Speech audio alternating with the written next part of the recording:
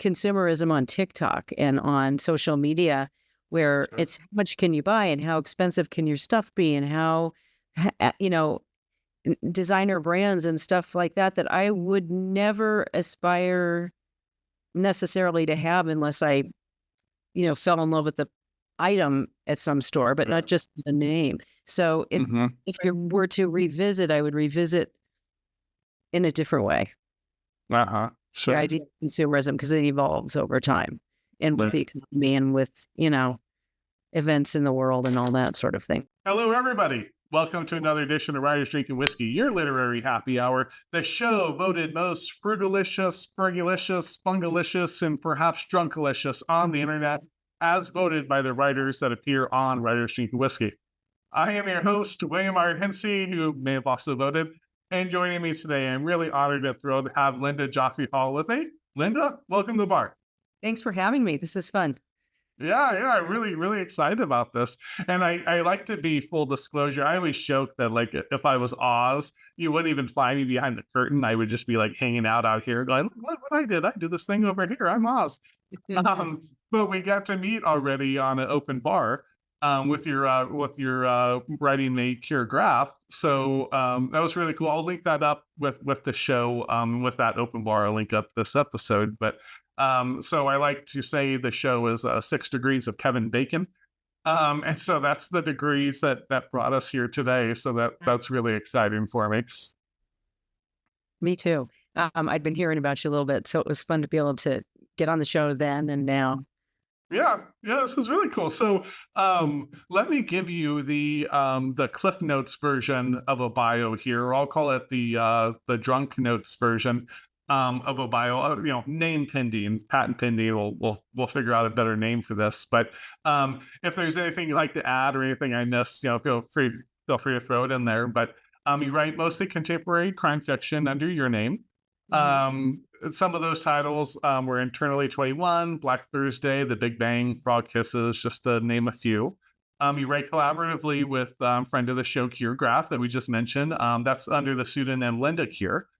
And I think that was like the 3 Miss Rights, Drowning with Others, The Swing of Things. And the most recent, if I have it right, the most recent was The Royal Game. That's right? correct. Yeah. Beautiful.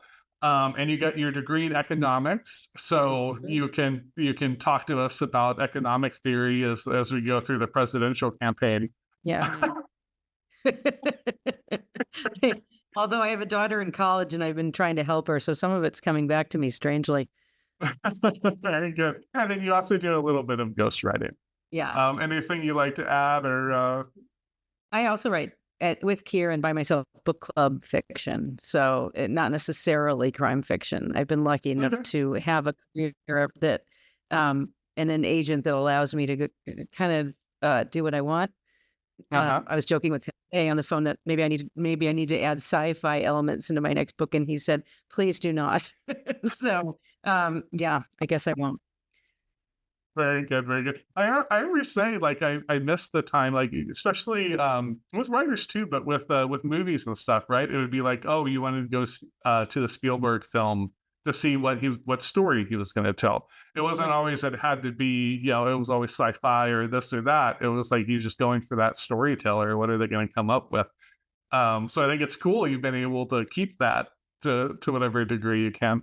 I feel really lucky in that way. I think it's maybe mildly detrimental to the career in that you're not writing 10 books in a series and you have a readership that's looking for a Linda Joffe Hull or a Linda Kier type book where it's a specific genre they're going to get or a specific characters they're going to get. And I think that can be a little bit detrimental in terms of being a newer writer, but I haven't aspired to be that writer exactly, and I've gotten to kind of play around and follow a story that intrigues me. So I feel lucky. Yeah, very cool. Very cool. So cool. So then what I like to do is just to kind of place us in the world. So maybe you can tell us where you're at, and then what's the best place to get a drink there? I'm in Denver, Colorado. Where's the best place to get a drink? I'm not, to be completely fair, I'm not a huge drinker at all. I'd like to be, but for whatever reason, my constitution doesn't allow me to be the heavy drinker that I aspire to be. I'd say any rooftop. We're starting to have a lot of rooftop bars here. It's nice to have a drink in the summertime on the rooftop of the Halcyon Hotel. They have what's supposedly a fun speakeasy down below, and I do live in the Cherry Creek neighborhood, so pretty much anywhere in the hood is fun to get to. Right. Yeah, that does happen. And that's the fun thing. Speakeasies have just like broken out again. Like you would think it was prohibition. Like everywhere you go, there's like some hidden bar there you can go check out. So that's cool. I have to remember that. I think last time we were in Denver because we have family in Littleton, and then family in Colorado Springs, so a little further, but not too far away. But so we were going out very regularly and visiting, but I think no one had mentioned any rooftop bars. I know when we were in Chicago, there's all the people drunkenly wandering the streets talking about going to the rooftop bars, and we're like, oh, we'll meet you there on whichever 30 bars there might be. But that's good to know. Yeah. Then that brings us to today. So what are we drinking? Okay, so honestly, sparkling water, but I am going on Saturday on a trip, and I am going to Italy. So I thought that if I were to be drinking tonight, and what I plan to have a fair sprinkling of while I'm gone is an Aperol spritz. So I have a little Prosecco. I have a dog. I have Aperol. I have an orange. And I have my sparkling water. And I would mix it all together for you, but I'm going to wait till my husband comes back in town. And we will have one on Friday night before I leave on Saturday. Very good. That is fair enough. Yeah. I always say, it's I joke that it hurts my heart when people don't drink with me, but the truth of the matter is, and this I'm pulling the curtain back, so anyone watching you don't want to hear this part. Sometimes I'm recording at like 9 a.m. And it's like, and I'm clearly a problem drinker, but even 9 a.m. at times is like a task. Well, I'm jealous. Yeah. So but it's like, okay, so yeah, so I whatever everyone's drinking is always fine. I don't like to be exclusive about it, but that's that sounds good. I tried when we were in Italy to acquire a taste for it. I think there is the Aperol that's like really bitter. And I tried. We were there for 4 or 5 days, and I tried desperately, like every day. I tried to have one. I'm like, I can't. It's too bitter for me. I have to start somewhere lower, I guess, and work my way up. Right. I'm gonna see how it goes. And if not, I'm drinking wine the rest of the time. As I said, I can't. Like, I get really sick from alcohol, and it's a shame. It's an honest shame, and that's not to denigrate other people who have true issues with alcohol and substances. I just wish I could enjoy it a little more than I do, because I pay for, and I've always paid dearly whenever I drink. So I think it runs my family, because it turns out we've got other members of the family with the same problem, which leads me, though, to the thing I always have to do when I'm talking about whiskey, and that is to plug my cousin's distillery in St. Louis, Still 630. And they make whiskey, they make bourbon, they make gin, they make vodka, and they're the best. And I think I tried to get a bottle for this podcast, and it's really only available. I think it's distributed throughout Missouri. I think it's not as easy to get here. So okay. Still 630. I'll have to send you a bottle, and I'll get you one. You can let me know. Oh, very good. Yeah, I would love to try one. I think you mentioned that on Open Bar, and I had looked it up. And I was going to try to get it for the show too. I was like, oh, that'd be fun to have. I'm trying to see if I still have it up on my screen here. It's hard to do a little bit. Yeah, I think that might have been it. Because sometimes, especially California, we get very, we like to have our own rules. So, and they're usually harder. So lots of people just be like, except California, we're not shipping there because we don't want to bother with whatever regulations we might have added. So, yeah, but that sounds amazing. Yeah, I'd love to try it. I saw the website. I was looking through and adding to the cart. But it might have been when I went to do the shipping, and verify that I get that message, or I might have gotten distracted because I saw something shiny. That happened to me too. So, but it's in our heads for later. At one of these points, we'll sip a little bit together. Yeah, I'll be right with you. Oh, hello. Fancy meeting you here on the show I host and edit. William R. Hincy, I'm taking a break from my hosting gig at Writers Week of Whiskey to look oh so stylish and oh so suave in my fire mood glasses. As you guessed it, that is today's sponsor.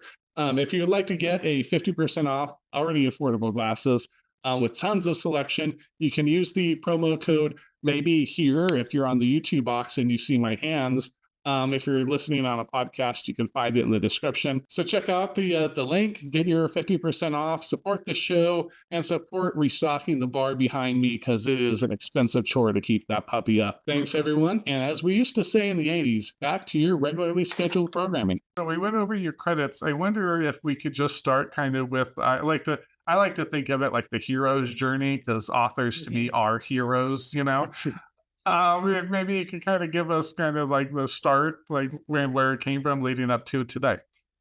So the way I tell this story, because it was a little circuitous, I was always a huge reader as a little kid, loved to read. And I may have told you this on the other podcast, but when I was a kid in elementary school, we used to have the weekly readers. Did I tell you this that last I time? don't think so. And I loved that thing where you ordered the books and you'd come back from lunch and there'd be this big pile of books sitting on your desk. It was the most delightful thing I could think of. And I get home and tear through my books. And my father is a challenging dude. Thankfully, he's still alive and with us and still being challenging and proud of it. But he one time he saw my books and he started looking through them and he's like, these are bullshit. These are ridiculous. You shouldn't be reading these. And he's throwing these books. And there was a book called Marta and the Nazis, which I thought was fantastic. It was like for a third grade girl to learn about Nazi Germany, you know, whatever. You need to be reading the classics. So he took all of his books from his college English classes and put them in my room in a bookshelf. Now, my dad is a doctor, so he wasn't an English major anyway, but whatever. And he always talked about literature. So despite him reading the Metamorphosis to my sister and I when we were in like second and fourth grade. That's an age appropriate reading for sure. Yeah, there's so many things wrong with that. But somehow he managed to imbue this sense of just sort of love of literature. And Kier, my co-writer, said, your story makes no sense. And I was like, it's true that it doesn't, but I did always love to read. And I did try and read all these books he gave me. I'd read The Catcher in the Rye by fourth grade. I didn't understand anything that was happening in it, but I read it. And that feeling just stayed with me. And I just sort of decided that I wanted to be a writer and that I would be an English major in college, which my father again said, but you'll need a job and I'm not paying for any extra college. So I went to college and got a degree in economics from UCLA. And as a person who doesn't add at all well, I don't do math, I don't do science. It was a hugely missed opportunity. Once again, reading all my roommates' books in their classes. I read all of my roommates' Russian literature class books and then didn't have to take any tests, which I was glad about. But as soon as I got out of college, I started taking writing classes. And to make the long hero's journey longer, I took classes through my pregnancy with my son. We moved to Colorado. I forgot about it. And one day my husband said, why aren't you going to write ever again? And I was like, I have little kids. I can't do this. And he said, why not? And I started taking writing classes here through Colorado Free University, just like little salon type writing classes. And it turned out that I loved it and I got some support and I joined Rocky Mountain Fiction Writers with an idea for a book that I thought all my fellow writers would laugh about, and they supported me. And here I am working on my 12th book. Yeah. Years later. So that's awesome. And my father says to this day, well, I don't know why you did that. And he said, your sister has a PhD. So there you go. Very good. My wife's the nurse. She's actually going to get her getting her PhD in nursing. Well, actually, yeah, this is a PhD. Her PhD in nursing. She's at the last step, the writing portion of it for her dissertation, and something you have to defend it and everything else. And I'm like, man, if you put writers through that process, because she's like, oh, now I have to defend it. I thought she was done because she defended it. I'm like, oh, awesome. You're done with everything now. It's like, no, I have to rewrite the paper because we have to change a few of the questions. And now I have to get this different data, but I have to defend it again. I'm like, man, no one would ever write a book if this is what it came down to. Well, I don't know. Sometimes you do have to do that. So getting back to the Kafka. Yeah. So did you read that? Did you read that on your own, or did your dad read that to you? Or Dad read it aloud to us. I still okay. remember it. Uh-huh. It really is the Metamorphosis is really such an incredible story. Yeah. And Gregor and all that. And so, yeah, it stuck with me. Right. Sure. I don't write more, but maybe that's why. Every story people are transforming in some way into Yeah. hopefully not, what was it, a dung beetle or was it a roach? I always kind of forget. I think it depends on the translation a little. I think, but Was it a cockroach? Okay. Yeah. Yeah. It's been a while since I've looked it over again. Yeah. It's been a while for me. I did read that one in college, but might have been high school. I did read a lot of classics in high school on my own, but yeah, somewhere around there is when I came across Kafka. Much more appropriate timing.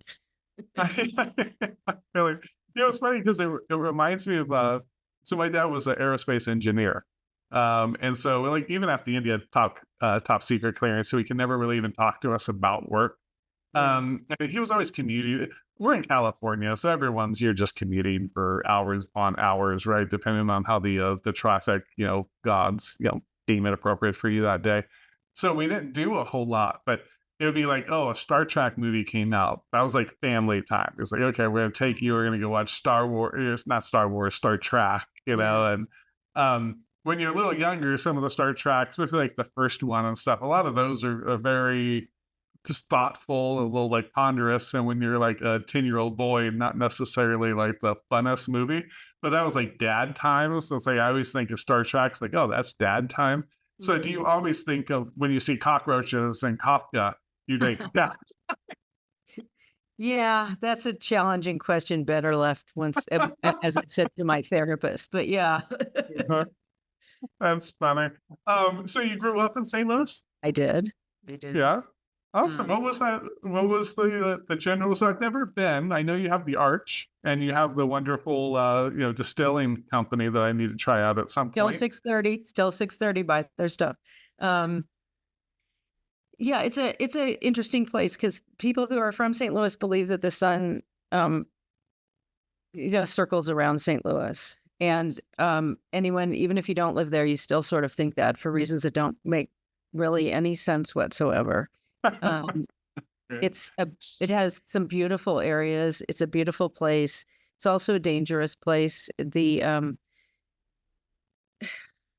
don't think since I've lived there that, the racial relations have changed all that much in all these years. I really don't know. I'm not current on it. I'm in the mood to eventually do a book that's set there, and I will get myself up to speed, but I miss it. I miss St. Louis.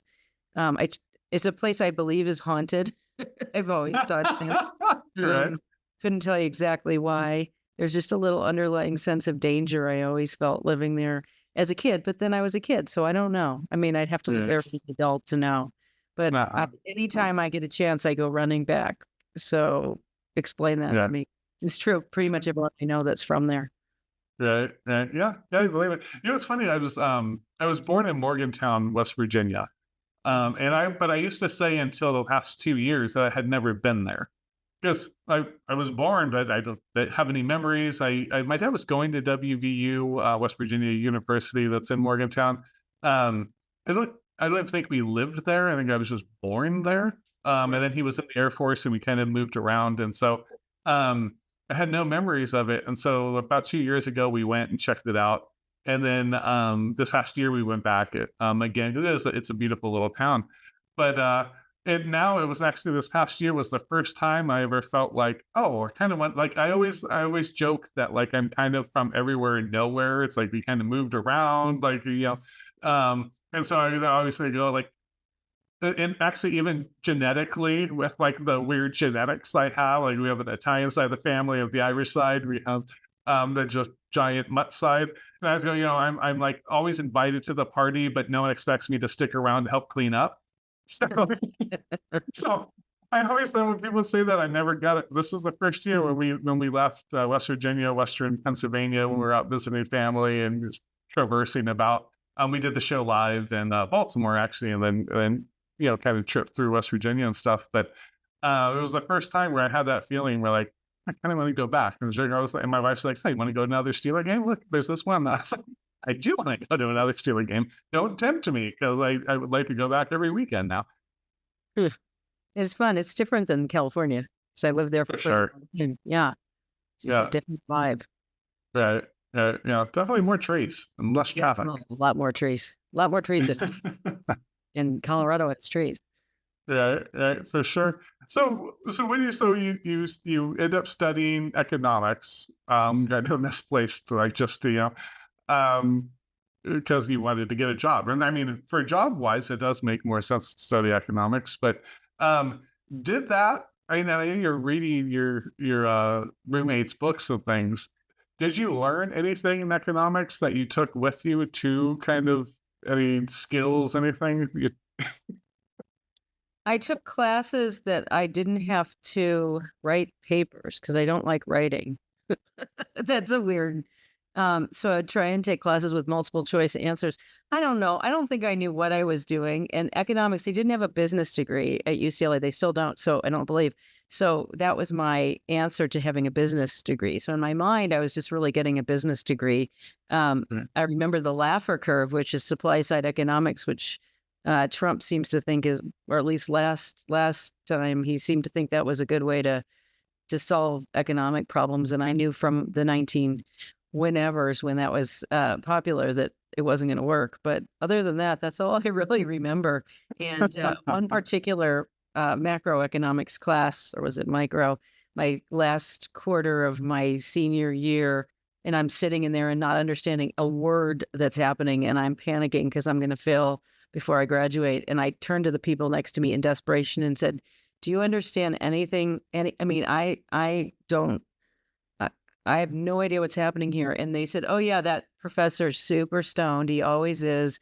He's famous for something. Go to the library, check out his theory that he published, and that's what the test will be on. Everybody knows that." And I was like, "Thank you." And I prayed. I just did that. I prayed all some quarter that was going to be true, because it was like peanuts listening to this guy talk. And I got to be in the class. So apparently that was what was on the test. I always have to find out what someone's ego is associated with, and you're Oh fine. my gosh. And he was inaudible. Like he couldn't figure out what he was talking about. He didn't know what he was talking about. He was super stoned. And that was before people were just regularly that high all the time. There were folks, but you didn't expect your professor. Your tenured professor, but whatever. Right. Yes. Oh, sure. Well, and it would have still been, I mean, I don't know it was certainly illegal in California at the time, because it's only been, I don't know, what are we going on, 4 years or so since we legalized it. Yeah, so usually people are a little more like, under the covers about like, like you would know they smoked or something, but usually wasn't like, I'm just high out in public. And I joke now because we go, and my wife would be like, "Who does this? Who just smokes out in parking lots?" I'm like, "Oh, you're looking at the right way. You're just getting free contact highs. Just actually wander about, Yeah, very good. More about, that to me, that behavior was more interesting to me than anything I learned in about behavior. Right. I believe it. Did that because you have the series? Did I leave it on my notes? I'm not sure, but it was the Frugalicious series, right? Which was my my crazy opening here with Frugalicious. So did the study of economics in any way inspire your Frugalicious?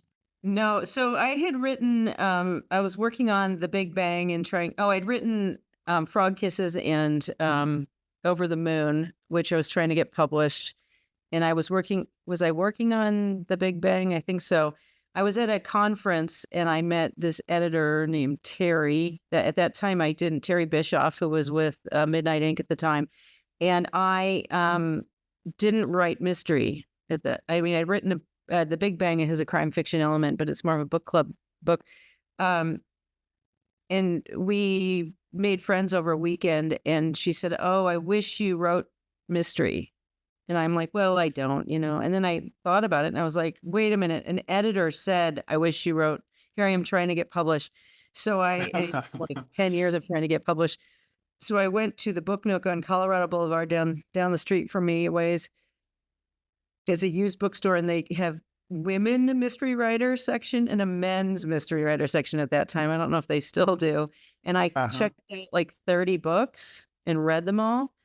They were all, pretty much all cozy mysteries and very amateur sleuth type things. And I was watching TV one day, and there was a show on about coupon clippers, and I forget what the show was called. And I was like, "Oh, that would be a good sleuth." And I'm a terrible coupon clipper. But coupon clipping being a little passe now, but you know, there's different ways of doing it.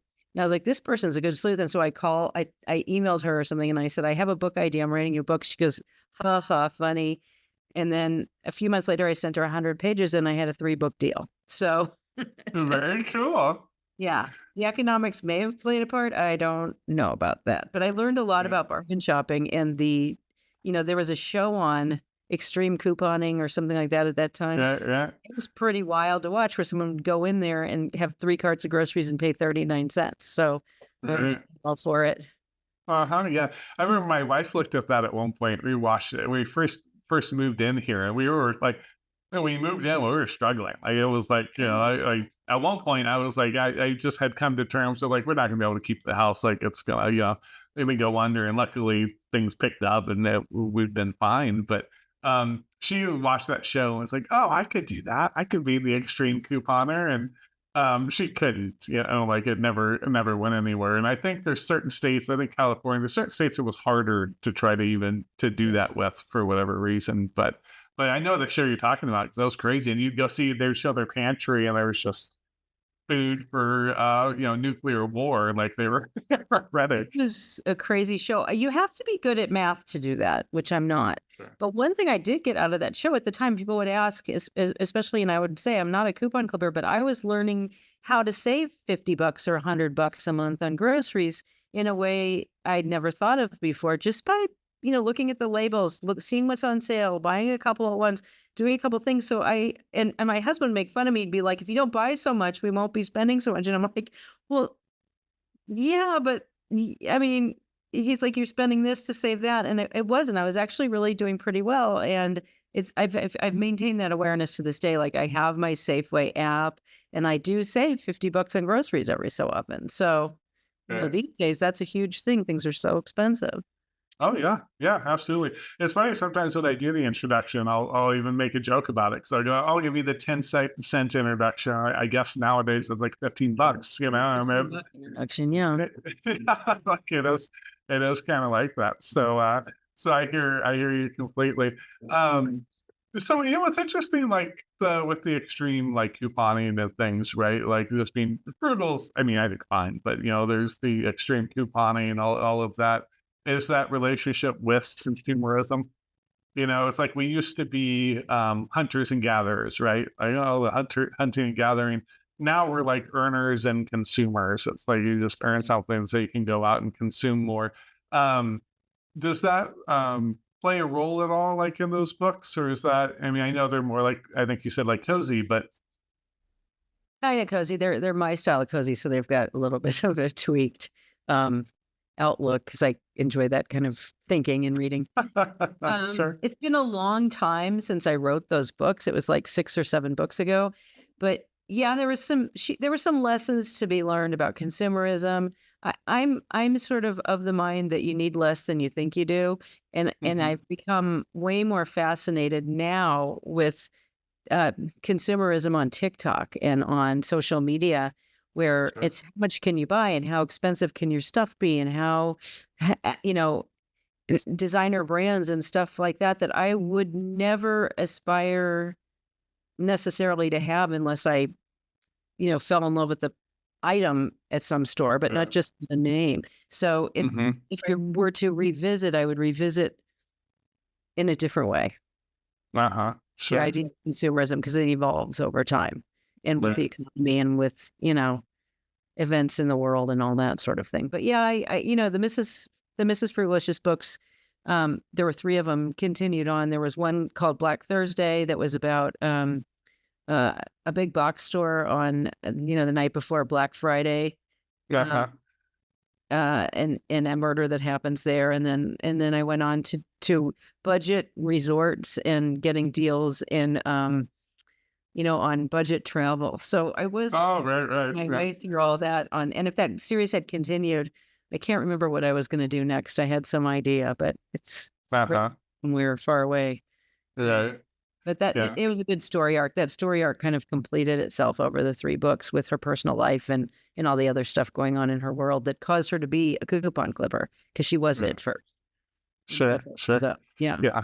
It is interesting because it's even during the show, I have people reaching out now, right? And then they're like, "Oh, will you you want to do a collaboration with this brand or that brand?"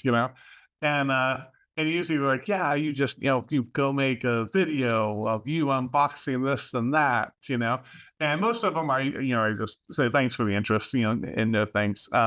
There was one Fire Moon glasses, so stylish and affordable. But they were like, I was like, hey, I do long form, it's reading. Like, I don't mind glasses if you want to come on, if you want to give them a discount for like using the link, I could do that, but it has to be within the video. I can do a little like splice going, hey, if you want to support it, here's 20, 30 seconds, like a commercial, like an old style TV program. I could do that, but I mean, the unbox, it's like a ritual now, right? It's like you unbox it and then now you try it on and now you talk, you put it out there, like your prayers out there to the masses. And it's an interesting world. Yeah, TikTok's all over me to buy some specific shoes today, and I've gotten like 20 ads about it, and to the point where I was interested at first a little bit, and then they lost me because something about being bombarded with women telling me how great and comfortable these shoes are makes me think otherwise. Right, yeah. Well, and they have those keywords too, so you can tell. So I joke because they're like, "Oh, just make sure you say it's stylish and affordable." And I can admit they're affordable because I do wear glasses. I don't wear them for the show, but because then you get all the light reflecting off and things. And I can see fine, but when I write, I have glasses on the whole time, so I need to be able to like actually read the text and things. But yeah, they're like, make sure you use these words, exactly these words. And I'm like, okay, I guess you're really, really worried about it being stylish. And but they're careful too, right? Because you want to say affordable, not cheap, because then no one wants anything cheap. No, it's going to be affordable. It's got to be luxury. So I wanted to then like transition a little bit into a little deeper in the writing here. So I get you kind of get the love of it like early with all the reading and things, but what I wonder about is one of the tried and true questions that everyone loves to ask all the time, right? Is like, what's your inspiration, right? And that can be interesting. I think most of the time it's really not that interesting, right? And what I think is a little more interesting just from the personal level is kind of what is that molten core? Like what keeps you going back to writing these 12 books kind of in the 12 years now? What's the... Well, I think the first 10 or 12, it was a fear that I would die unpublished, that my children would find my manuscripts, read them over beers, and laugh about that decade when mom thought she was going to be a writer. That was my first. that got me through about 3-4 books, trying to publish them, and a lot of tears. But ever since then, I have been lucky enough to have, for the most part, book deals that are contracted, which is a great motivator, right? Mm-hmm. Sure. And then some of it is just a story will come to me, and I just need to write that story. It'll nag me for a long time until I write it. So, for instance, years ago, and I've told the story a billion times, but some friends of ours moved from my neighborhood down to the suburbs of Denver. I saw the woman a year later and I said, "How's your house?" And she goes, "Linda, there's swingers in my neighborhood." And I was just like, there's a book idea. And that's out with me and I'm not a swinger and I'm not interested in that. So, but that idea stuck with me and I messed around with it. In The Big Bang, I mentioned it, but it ultimately didn't work in that book, but it did form the basis for the first book that Kira and I wrote together, The Swing of Things. So I got that little demon exercised one way or another. The next couple books that we wrote together, we had a contract and we just worked them out together. I'm currently at the very, very beginning stages of working on something else that's kind of nagging at me a little in that same way. Not as tawdry a subject matter, but almost feels like my own little fictional attempt at a memoir, but very fixed with the Brady Bunch. So the other side of my family is the anti-Brady Bunch. Brief interlude from the show. As you've heard me say ad nauseum at this point, the very best way to support the show is to buy a book. You're hearing all about my guest work during the show, so now if you want to take a moment to watch a cinematic trailer of one of mine, I'd certainly appreciate it, and if you're intrigued and so inclined, we'll have links where you can pick yourself up a copy. Thanks again, and cheers!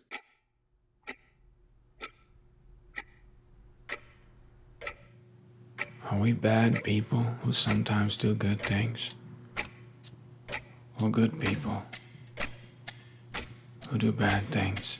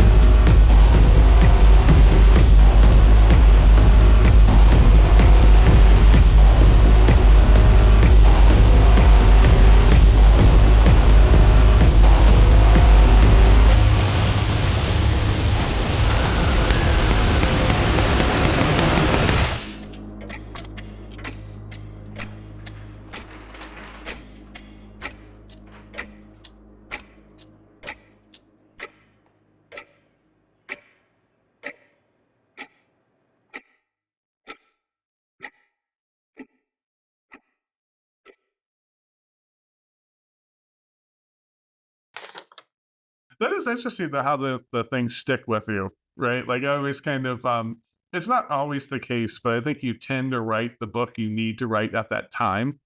Like I had Gaston Von Jackson's the writer's name, and we were talking about it, and I was like, I've been working on this crazy epic absurdist satire for over 10 years now, right? I've written other things, and I've been working, I have kids and everything else. So, but the last 3-4 years, I've been working on it full time. Like, there's been going, and it's finished now. So that's a weight off the shoulders. But for the stage of my career that I'm in, that was not the wise thing to do, was to go work on this like really overly ambitious project that's going to take years and years to do it. It would have been much better to try to hit some singles, right? Just kind of keep producing work and keep, getting good things out there. But that was not, I'm not the wise person anyways. Clearly, I'm the guy that's just going to drink and make it up as I go. But that was the book I had to write, right? And actually, now it's like I feel like such a weight's lifted. I'm already started the next book, but I feel like it was such a project that like now that weight's lifted off of me. And I was like, that's what I had to do at that time. So I think the days of everyone's different, and some people are just churners of material. I'm not one of those people that can just churn stuff out. My dozen books have come over about 23 years. So on my own, it takes me a year or so to write a book, and sometimes longer. I was just sort of bemoaning the fact that what happened to that weird love of art for art's sake that used to be valued in a different way than it is now.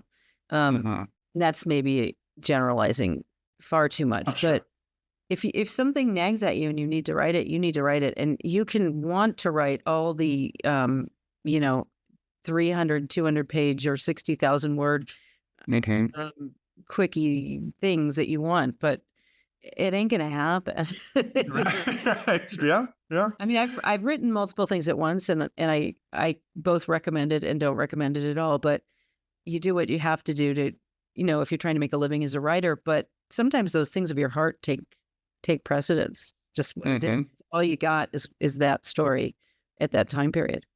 Right. I mean, Yeah. No. it's been me up for a lot of times. Yeah. Yeah. Sure.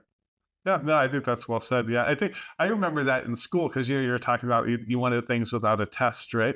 And I left school when I had 3 classes. Yeah, Yeah. yeah. And I left school with that's right, without a paper. You wanted the A and B, like the multiple choice test. But I was gonna get my degree in English. And I was a single dad, so I was gonna get my degree in English and go teach like high school English, so I could have the same schedule as my kids and have summer off, so it would have worked out easier. But what really got me, one of the big reasons I walked away, I was also doing well career wise and a completely different career that I stumbled into. But part of the reason was those 3 classes was that they always the English classes, it's just write an essay, you're just writing essays, right? And at some point it's like I've written like 700 essays. Like I think I know how to write an essay. Is there another way we can do this? And that was always taken away from the things I felt so compelled to write, right? It's like, no, I have to write this right now. And it's like, I should work on that essay, but I can't because I have to write this. And I think if you're not a writer, I don't think the kind of, I think my wife gets it now. I don't think she got it kind of earlier on when we were first dating and things. So it's like, no, I have to, like, it's not a choice. I have to be working on this. I can do other stuff add on, but this is the thing that, like, if I don't do this, I'm going to be grumpy and sullen. I used to be that way. I'm now more, every time I'm finished a book, I say to my husband that, well, that was fun. My career's over. It's now I'm going to, I'm going to open a frozen yogurt store. Or the other one was, it used to be stripper at a nursing home. If this writing thing doesn't work out, I'll be a stripper at a nursing home because I'm too old to be a regular stripper now. And my husband said, oh, honey, I'm sorry you missed your calling. We have those kind of conversations. But my latest is a made in Colorado store where I sell just, nameplates with mountains in the background and prickly pear jam. And I say, honey, I need money. I'm going to open a made in Colorado store. And he's like, okay. And then I called him today after I had a conversation about some stuff with my agent. I said, I think I'm out of retirement. And he goes, oh, I guess I'm going to have to tell people that you're out of retirement. That's what I've been telling them. And is you're done. Your career is over. Like, that's a big surprise. So that's, I find it helpful to quit every so often, like once a book. Very good. That helps. It's hard to write books. Right. Sure. That's why I and especially since like you have the problem with drinking, because the drinking helps writing the books. Believe me, I want to. One of my sons is the same as me. He drinks, but he said he pays for it. And I have a cousin that said she can't drink either. My uncle can't drink. I think we don't metabolize alcohol well. So other people are content to throw up the next day and then drink again. Like the idea of hair of the dog is so horrifying to me that I can't even manage the thought because I just think it's toxic for me. It's so sad. I think that's set. That's starting now. That's funny because it is. I hate throwing up. Like this is like the worst thing. In fact, there was one time everyone in the house ended up with the stomach flu. And it was kind of one of those like 24 hours just awful. Everyone was just throwing up and I got it and I just was refusing to throw up. I had cold water next to me. I was just patting it on because you get so hot. And I'm like, I do not want to throw up. I do whatever I can not to go through that. Luckily, I mean, the only alcohol that does, and I don't drink it anymore, but is gin. I don't know what it is. There's something about gin that I can't tolerate. can drink all gin. I like it. I Uh-huh. love the juniper berries. Like there's a my very favorite is I can't think of the name. Summer Batch, Leopold Summer Batch gin. Ah, I love it. I love a gin and tonic. I could have one. Right. Very good. Very good. Yeah, no, I see this. It's so weird. It's just by I don't know what it is about the body. Like it likes one thing or the other. Like whiskey, I can kind of drink all day long. I'm rarely ever hungover or anything. Like I'm fine. I wake up the next day and go about my business. In fact, there's been nights where I was out drinking with a bunch of coworkers. One time we were out like in the Chicago area, actually, to bring up Chicago again. And we're out and they're like, man, you're not going to make it the next day. And I'm like, oh, I'm going to make it the next day. I'm going to be there before you. And I'm going to be all bright-eyed and bushy-tailed. And she was like, that's not possible. There's no chance. The next day we walked in and I was there before them, having my coffee, was kind of doing my thing. We're waiting for the meetings to start. And he just looked at me and went, you're amazing. I'm in awe. I can't. I mean, yeah, I'd have to be hospital. Clickety clack, clickety clack, clickety clack. Ding. Oh, hello. You caught me right as I was putting the finishing touches on my epic absurdist satire, Pirates of Appalachia. And now it is time for the long road to publication and the long editing process. You know, as writers, we spend tons of time editing our work. The hardest part, I think, of the editing process is really like the proofreading, the copy editing, because you were so immersed in it. I've just spent 13 years immersed in Pirates, got it all together, went through, edited it front and back, by characters, all these different asymmetrical ways, and still it's going to have typos in it. And they're going to horrify me one day if I ever find those in the actual printed edition. The way I combat that is with Edit GPT. You found today's sponsor. The link is on the screen now. I'm going to put it here. Here's the link. If you're on the podcast forum and you can't see me pointing up at that link, if you're on a podcast, you're really missing out. I'm really animated with my hands. But if you can't find it on there, feel free. You'll find it in the description. It helps support the show. It helps restock the bar. Helps keep this guy happy so that we can keep putting all these shows out there for all of you. Thanks for everything. Let's get back to the writing, because Pirates of Appalachia is not going to finish itself. The one thing Edit GPT cannot do is save the file for you. So I'm going to make sure to save that now. So I want to get back to my work. You get back to your regularly scheduled programming.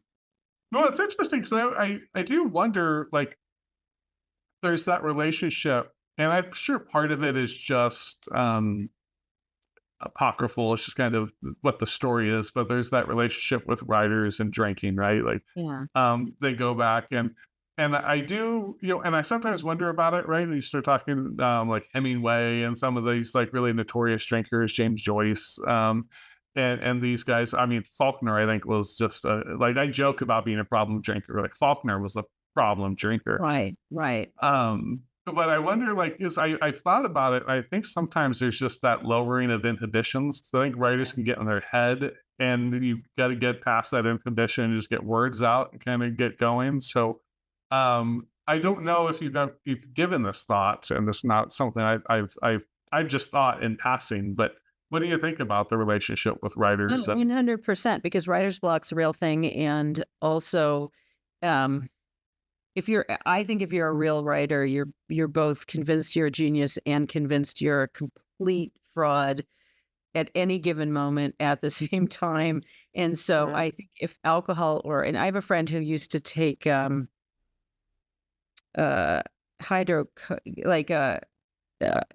Vicodin. He loved Vicodin. He'd take a Vicodin and he said, I can write for hours on a Vicodin. Now I start hallucinating on Vicodin. I don't like it, but he smart did that. And I think that just that lowering of your inhibition so that you're free to write whatever, you're opening up those channels from your brain out into the world.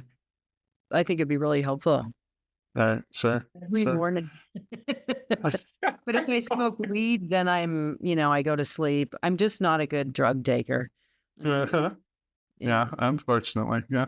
Well, and I say that with every grain of salt because, abuse is a totally different problem. And I have seen it. I've had family members deal with it, and it's it's nothing to be laughed about. So I'm only laughing at my own personal. Right. Which for a proclivity that I don't have. Well, there's that old, I forget who used to say it, but the famous saying is like everything in moderation, including moderation, right? And then Right, right. it doesn't always work. I mean, I've certainly had times where there's hasn't been enough moderation, and I've needed to kind of moderate myself down. So I tried drinking and writing at the same time in a true sense. Because I'm sure I've had a drink and written like in the evening or Yeah, something, for sure. but like actually like out, tying what's that, tying on a bag? I forget, tying one on. I forget what the Yeah. saying is, but Mhm. and I was like, oh, I'm gonna write this thing. And I remember thinking like that was one of my like I'm brilliant moments. I'm like, oh yeah, this is so great. The next day I read it and I'm like, that is such garbage. I've never tried this. You need a little more inhibition to kind of know, like now you're just overly pleased with yourself. But I almost think that if you can get yourself into a really sort of meditative Zen state, and whether it's alcohol or drugs or yourself or, whatever it is, writing at a certain time of day where you can allow just the writing to come out, Mhm. and from where it's channeled when it's actually good writing, because most writing's bad and it has to be edited 500 billion times to make it delightful. But just that Mhm. place almost comes from the consciousness that's beyond you. That's what everyone's, I think, seeking to make happen. And me too, of Mhm. course. And sometimes I see it when I didn't think it's there. And then I reread what I wrote and I'm like, oh, I was there. And I will purposely interrupt myself and get up and walk around, and I shouldn't. So I'm trying to keep my Mhm. ass in chair, as they say these days. Right. Let me happen. Yeah. Yeah, yeah. I have on author he's Michael Branch. He does a lot of creative nonfiction, Yeah. nature writing and things. He was nominated for a Pulitzer for one of his works. I'm forgetting which one now, but he had told me some stories about like he was young and he was asking this. He didn't want to name the names, but he asked this fairly famous writer, like, "What's your writing process like?" Right? Because he's young. He's like thinks that's the question, right? And he goes, okay, well, first thing in the morning, I get in my chair and I put my seatbelt on. He was like, what do you Mhm. mean you put your seatbelt on? He's like, yeah, well, I have to put my seatbelt on or I'm going to get up and then I'm not going to get any work done. He was like, oh, okay. He's like, well, then I get my poking stick. Like, what do you mean your poking stick? He's like, well, my ideas for my story are up on the corkboard and I can't reach them because of the seatbelt. So I need a poking stick. Yeah, that makes perfect sense to me, actually. Yeah, right, right. So it's like I get it completely because I've I vary right now. What I try to do is turn on like the Bravehearts soundtrack, the just instrumental version. What most of it was instrumental anyways, but I play that and kind of just block out any of the ambient noise. And there's no words. I can't write with words because then they kind of infiltrate. And so I would just listen to that, and sometimes I light a candle or something. I that part will all vary, but at least the music when that comes on, especially that one, there's a few other ones I listen to. It's almost like my brain's like it's Pablo's dog. It's like, oh, it's time for you to start writing now. I'm like, okay, ready. Awesome. So then I think it's time for my favorite portion of the show. Are you ready for some shots? I guess we'll do a shot of, yes, I'm ready for shots. Very good. Okay, so rapid fire questions. Okay. No preparation necessary here. So are you ready? Yes. Okay. Frugalicious or Frugalicious? Which one makes you crazy? Well, I like Frugalicious. Makes me crazy. That song makes me crazy. But I did see the Black Eyed Peas one time. A friend of mine's a lighting guy, and he got me in free, and it was an absolutely fantastic concert. So, in fairness, the song drives me crazy. The music was amazing that night. That's my answer. Very good. Yeah, they seem like they would be a good group, good performers. So great live. Yeah, very good. All right, so you're trapped on a desert island with one item and one writer. Writer can be living or dead if you want to pick, any deceased heroes up. What are you taking with you? What and who, I guess. Well, I'm taking chocolate because, yeah, I don't want to die. Right. Um, And what writer would I take with me? That's just a very loaded question because they're all wonderful and they're all annoying in so many ways. I haven't talked to her in a long time, but every time I hang around, and I used to room with her at conferences, and we would laugh so hard that we were crying. So I guess I'd have to take Jess Lowry. Okay. Yeah. Yeah, very good. Okay, fair enough. So Jess and chocolate. So you're good to roll a desert island. And it's funny you brought this up. I didn't know you were going to bring up extreme couponing, but I had that as our shots offering here. So extreme couponing, contact sport, or a must for the frugal competitive eater. Wait a minute. What was the last one? So it's like contact sport or a must for any frugal competitive eater. The frugal competitive eater. I'm no interest in that. How about contact sport? Contact sport. Okay, very good. That question confused me. So if I didn't answer it right, I apologize. No worries. They're confusing. Biggest risk you ever took?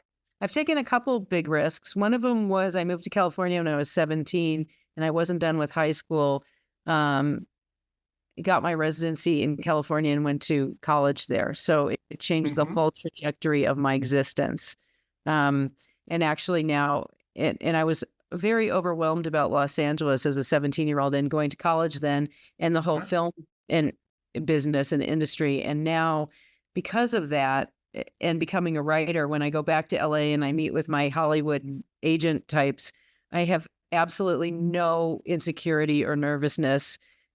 I was driving, I can remember driving down Rodeo Drive in a little putt-putt car because I'd gone for the weekend and I'd gotten something online, pulling up at the valet and going into William Morris to see my agent there and thinking it was hilarious. Whereas I think and I went to Steven Spielberg's production company in that same little car and left my trunk open. So, and didn't care. So I think that risk was one of the bigger ones that I've taken in my life. Also, not giving up on getting published until I got published.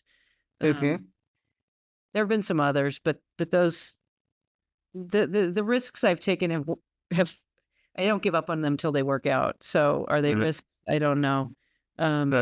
Sure. Well, I mean, it's up to you. I mean, you know what I mean? I think risk, it depends on how we all take it, right? Does it feel like a risk or not? And I was joking. Stupid things, but that's not the same question. This is true. What's your biggest failure? I'm not a size 0 like I always plan to be. Doesn't seem to be working because I keep eating chocolate. Sure. What is my biggest failure? You know, I was terrified when I got out of college about going into the corporate world for one reason or another. And I took a job that wasn't. I took an interesting sales job. I think being afraid of things has been my biggest failures. So not taking certain risks, like living abroad, like getting a terrible corporate job because I've never even worked in a corporate environment. There's just things that I was afraid of and didn't do that I wish. Those are the only. I've been very, very blessed in being supported in taking this on. I have a great family, I have great kids. I really have no complaints. Do I have failures? Yes. They're micro failures compared to, I think, what some people have not gotten to do. So I think I have to leave that there. I don't think it's a fair question.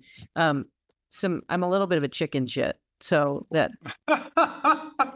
wasn't the case. Yeah. No worries. Best John Denver song, Country Roads or Rocky Mountain High? Oh God, Rocky Mountain High. I live here. So wrong answer. It's Country.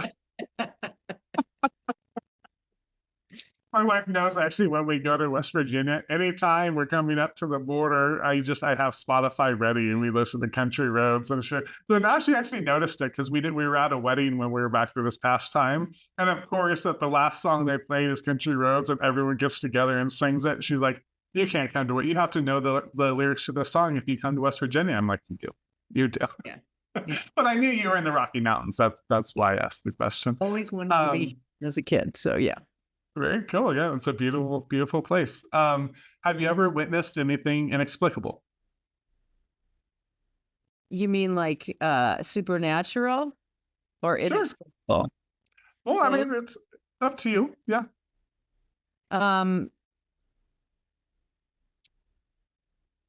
yeah, I don't know if it's inexplicable. When I was pregnant with my second child, and my first son was about a year and a half old, this lady came banging, banging, banging on my door, screaming, and she's like, "You got to help me! You got to help me!" And I called the police because this strange person. I went next door, and my neighbor had committed suicide with a shotgun, and Okay. I saw the whole business.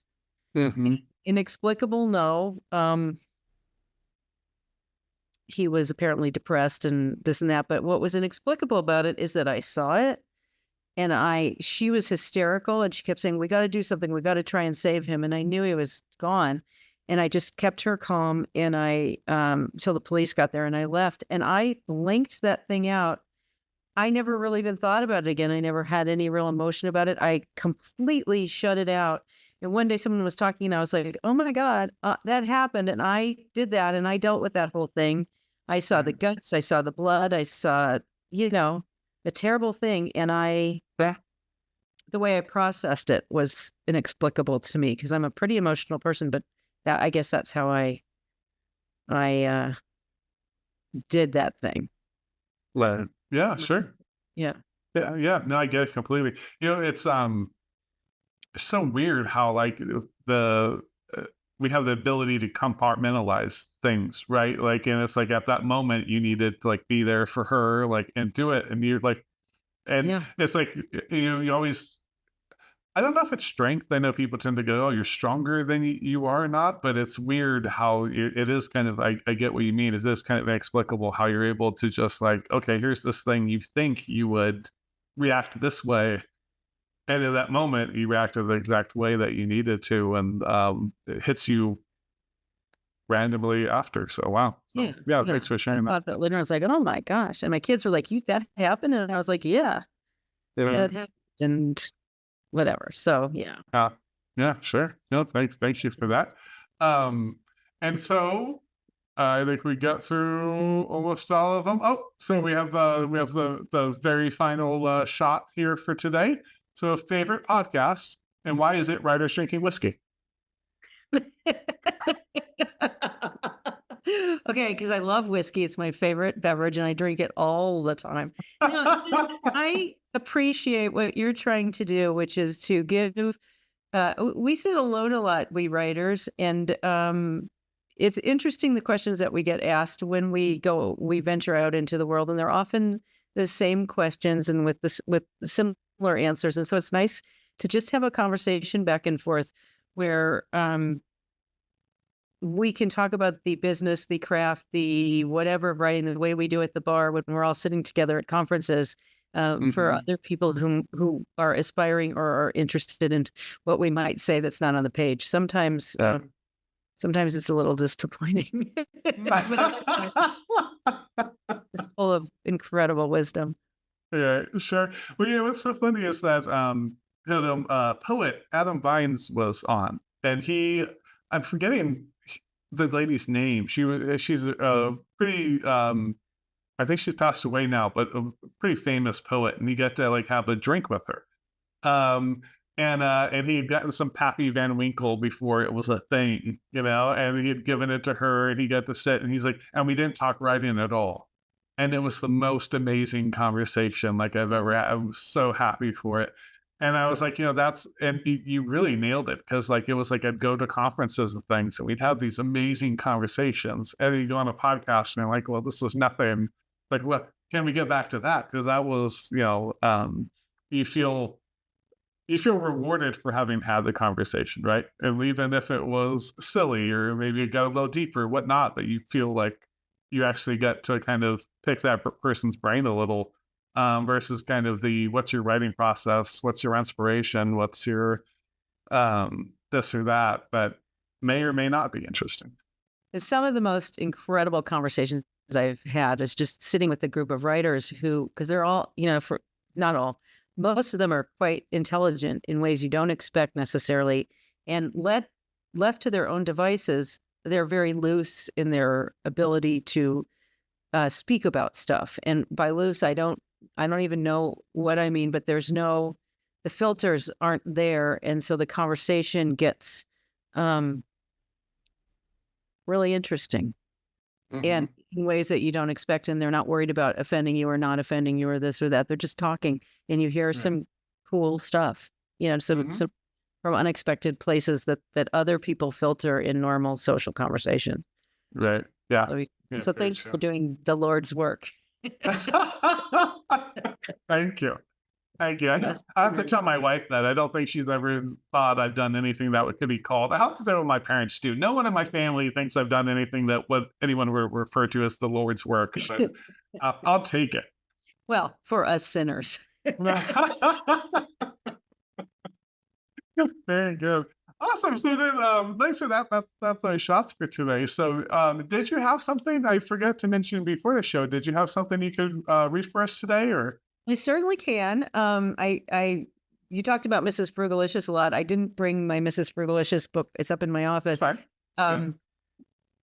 The question was how much or how little do you want to hear, and what do you want to hear about? I brought some stuff from the most recent book that I wrote with Kier, which is called The Royal Game, and here's what the book is about. I'm going to tell you.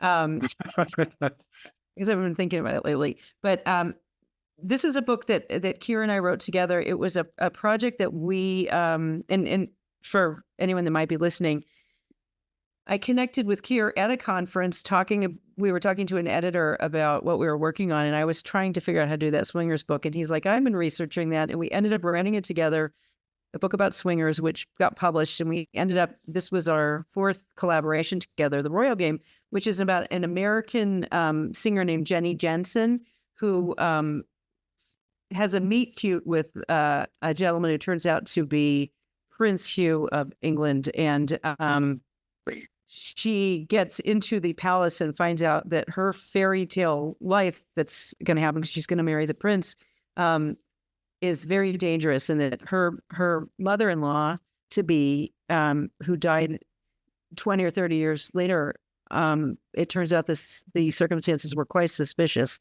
and she's going to be next if she doesn't kind of figure out how to play the royal game and find out who killed her mother-in-law. I know it's reminiscent of things we know in fresh out of the news with Harry and Meghan and William and Kate and all that sort of thing. We worked with a company called Alloy Entertainment that had the idea for this book. That's the first time we'd done that. And we wrote. So in this story, I wrote the part of Princess Penelope, who has already passed. And I'm going to read you a little bit from her section because I wrote it. Okay. The Jenny Jensen, the American pop star part. So we do our books as we go back and forth with characters. So and Princess Penelope is married to Prince Edmund, who will be King Edmund by the time the book opens. But this is 4th of November, 1983. And how long do you want me to read for? So completely up to you. I think usually like 5-10 minutes is good. But 2 hours, 3 hours? No, I'm just kidding. Yeah, I mean, you could give us the whole audiobook version if you like. Okay. If there's one thing on which Penelope and Edmund completely agreed, it was that a princess could not be seen eating a curly whirly. The same went for a Star Bar, Coffee Crisp, or blue ribboned, the biscuit to beat the blues. Not that Penelope was sad. In fact, she felt downright happy as she chewed and swallowed the last piece of her chocolate bar, dropped the wrapper in the footwell, and steered her silver BMW up the long gravel drive toward Highgrove House, where Edmund had retreated for what he had told her would be a few relaxing days of reading and shooting. Her high spirits were owed partly to her new PPO, Rodney White, who shared her sweet tooth and was only too glad to stock up for both of them at Tesco, Boots, or any of the other shops she couldn't possibly pop around herself. Unfortunately, Rodney was most likely in a state of panic, afraid of losing his job, which of course he wouldn't since she'd already begun to depend on him after he discovered she'd given him the slip today. It couldn't be helped. If she had told him, he'd have been obligated to report her whereabouts to the head of security, who would have in turn alerted the Highgrove staff, defeating the purpose of her romantic subterfuge. Penelope smiled as she caught sight of the prince's standard fluttering in the breeze above the balustrade, encircling the slate roof. Their marriage, just over 1 year old, was like everything and nothing she had expected.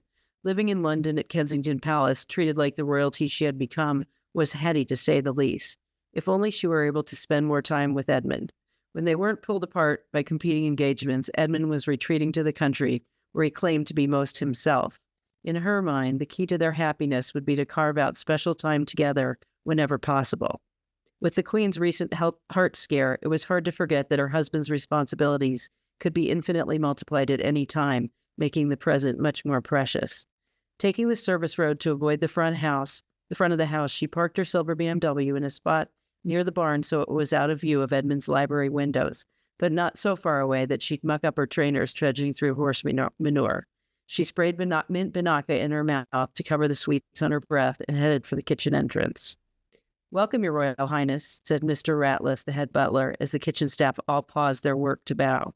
When Princess Penelope came to Highgrove, which was far less frequently than the prince and typically only on weekends, she preferred to enter through the kitchen, giving her a chance to say an informal hello and inquire about all that had transpired since her last visit. Due to the relaxed atmosphere of the country house, she encouraged them to forego unnecessary formality, position tolerated but not necessarily endorsed by the prince. She had clearly caught them off guard, just as she'd planned. What Penelope didn't anticipate was the unusual hustle and bustle in the kitchen. A sizable meal was being prepared. She hadn't even considered the possibility that Edmund might be entertaining. "No Rodney?" asked Mrs. Morris, the longtime head housekeeper. "I'm afraid I've thrown him for a bit of a loop," she said, adding, "and apparently everyone else. Let me guess, pheasant for dinner?" "With wild mushroom dressing," answered the cook, who had hurried back to the stove. "And?" Penelope asked, seeing the pastry chef putting the final touches on a chocolate ganache cake. "Brussels sprouts with sliced almonds and mustard glaze, and potatoes stuffed Benoise with nutmeg and Irish cheddar. Lovely," she said, hoping she sounded more cheerful than she suddenly felt. "The prince must have enjoyed a very successful day of shooting." "It's a fox hunt, but not until tomorrow," blurted Mrs. Morris's 12-year-old grandniece, who served as a junior assistant on occasion. What was the occasion? Lionel, the footman, entered the kitchen holding a crumb-strewn silver hors d'oeuvre tray. Penelope tasted acid and chocolate in the back of her throat. "I assume the prince is in the drawing room?" Penelope pushed through the butler's door and emerged into the large front room, which was filled with foes, her pet name for the callous, snobby, and highly insular friends of Edmund, many of whom kept country homes nearby. All of his inner circle were dressed for cocktails and had drinks in their hand. Arriving from the rear, she obviously hadn't seen the forecourt packed with cars. The prince stood in the doorway to the entry hall, greeting pockmarked Digby Clifford. Although Edmund spotted her immediately, his only discernible reaction to Penelope's sudden appearance was to comb his fingers through his neatly groomed hair. It transformed her own confusion into outright infuriation. "You look like you've just finished a writing lesson," said Anne Claxton Murray, noting Penelope's jeans and button-down blouse as she beelined toward her husband. "Does this mean you'll be joining us for this weekend's hunt?" "We'd best put the local foxes on high alert," enthused a boozy, red-faced Lord Clark Thompson, one of Edmund's oldest polo chums.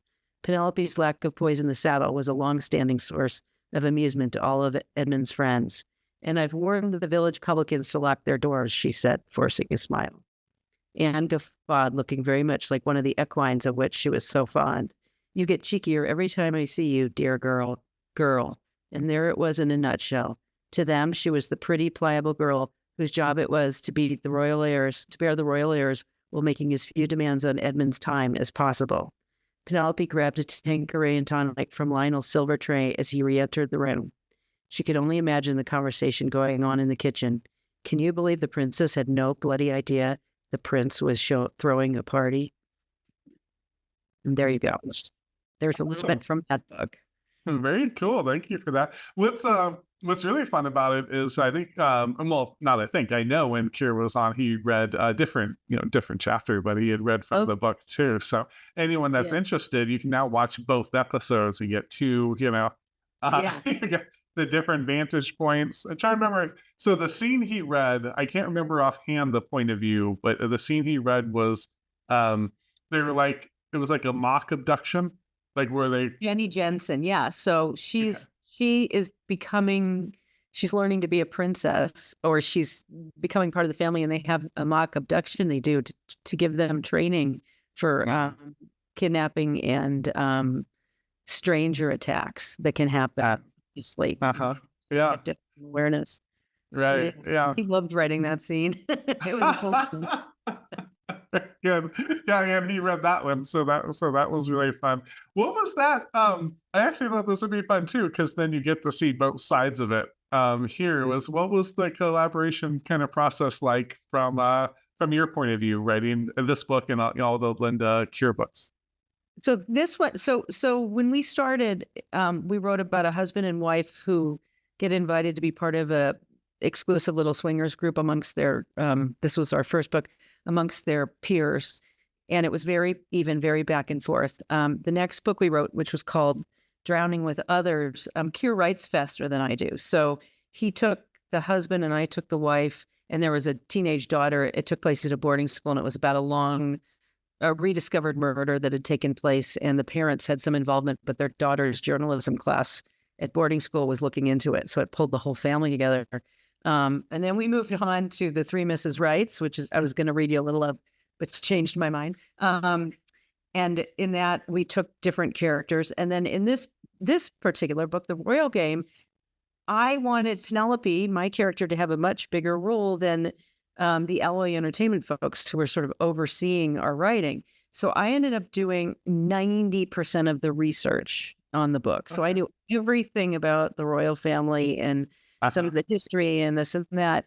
Kier wrote Jenny Jensen's part, which was the story, and mine was the backstory told in diary form and in little scene form of Penelope, who was a highborn, like Diana was, young woman, but she wasn't part of the royal cluster, and she marries him. He doesn't treat her well, and they end up divorced and all that sort of thing.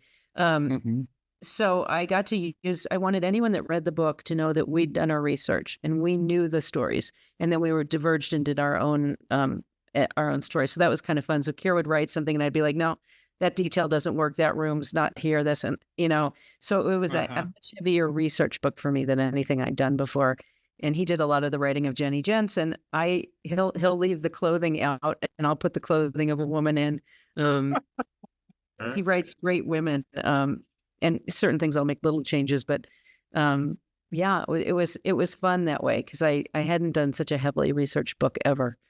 Yeah, I believe it. I'm sure that helps too. I had on S.J. Roseanne, and I forget who her collaborator was, but she wrote The Murder of Mr. Ma, and I think they have a kind of a little series they're going to write together. And in their case, like, he writes the outline, like he has like all the ideas, and then she just puts the words, to paper.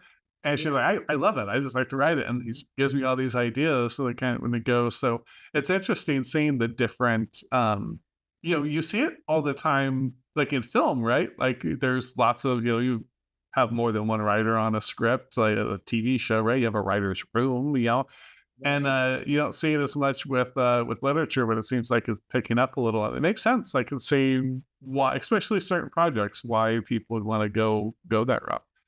I think I can speak for Kier when I say we both absolutely love the product, the process of plotting out a book together, because we have just cool fun. It's just fun.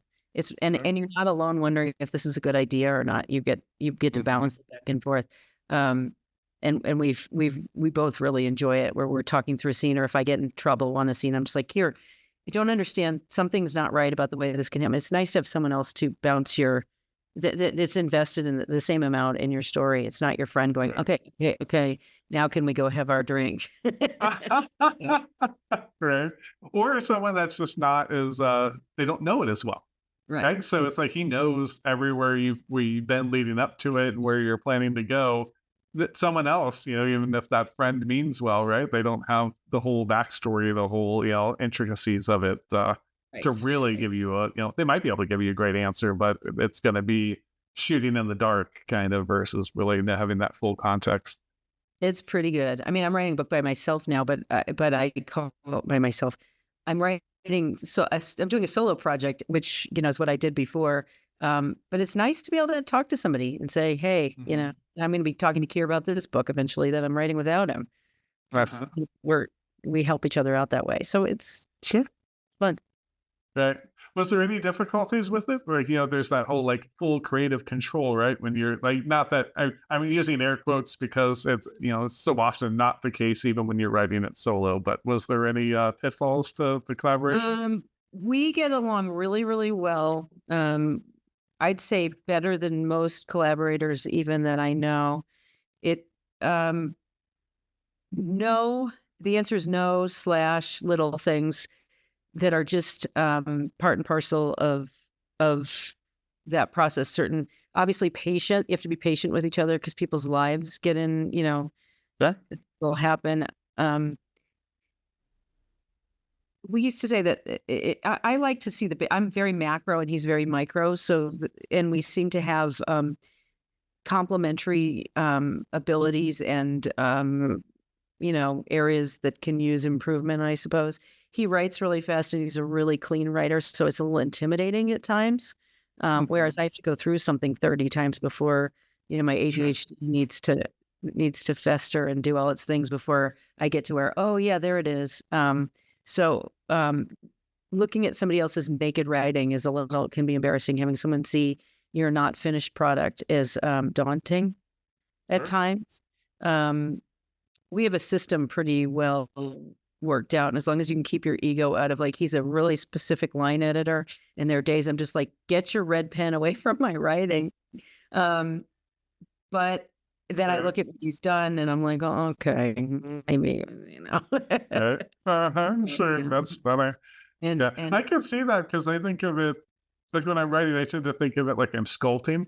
There's that first, I just need something to work with. And then it's all that rewriting and stuff that, you polish it up to get the image. So I can see that if you're working with someone that, it's very specific, it's quickly done and cleaner than what you would produce. Like, I can see it working, but I can see like your point to where it's like, oh, why does his first draft look so much, cleaner than mine does right now?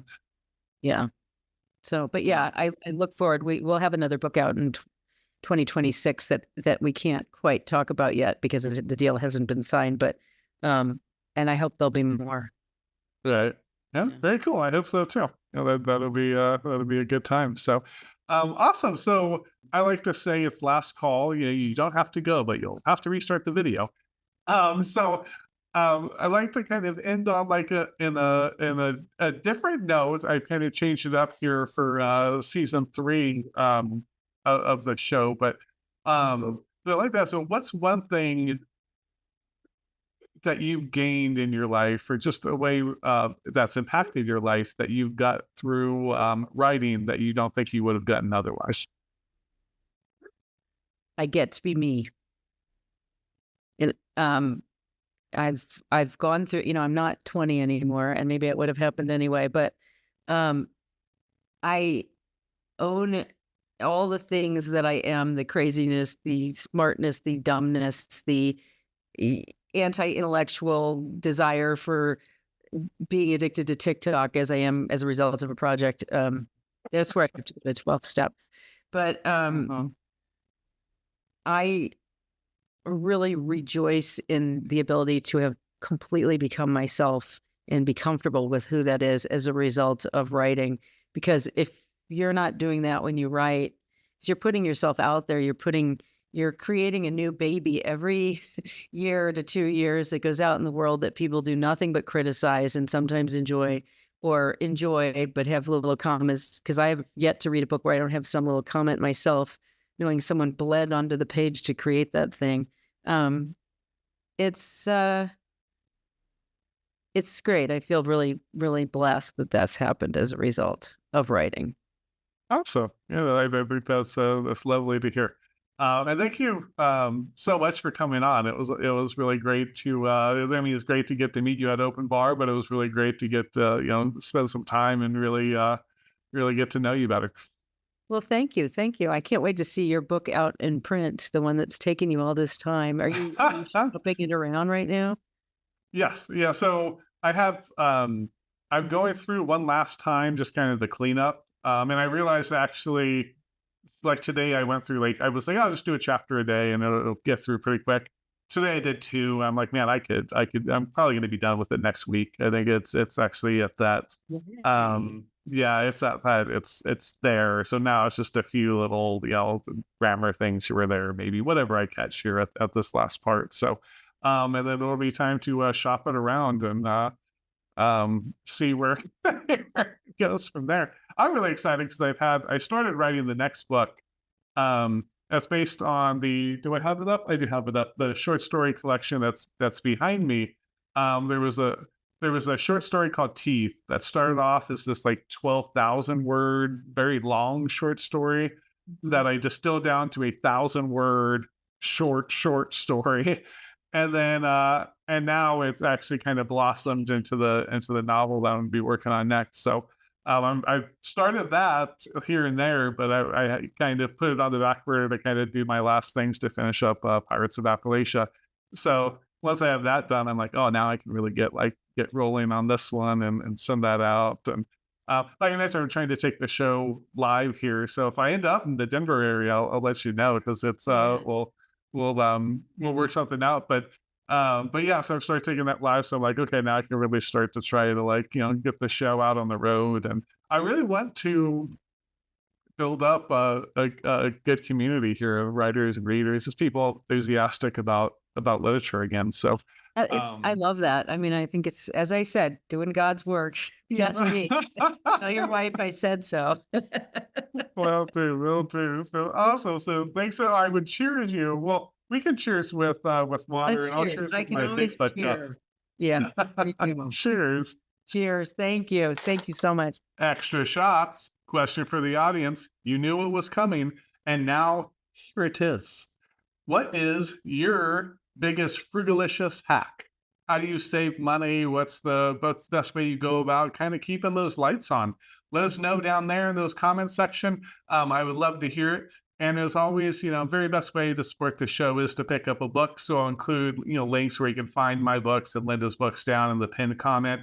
And if you do like your writing, Writers Drinking Whiskey on the go as a podcast, you can find us pretty much all the podcasting places, the Spotify's and iTunes and Amazon Music and what have you. If it's a podcast place, we're probably there in audio form. So thanks so much again for all of your support. Cheers, everybody.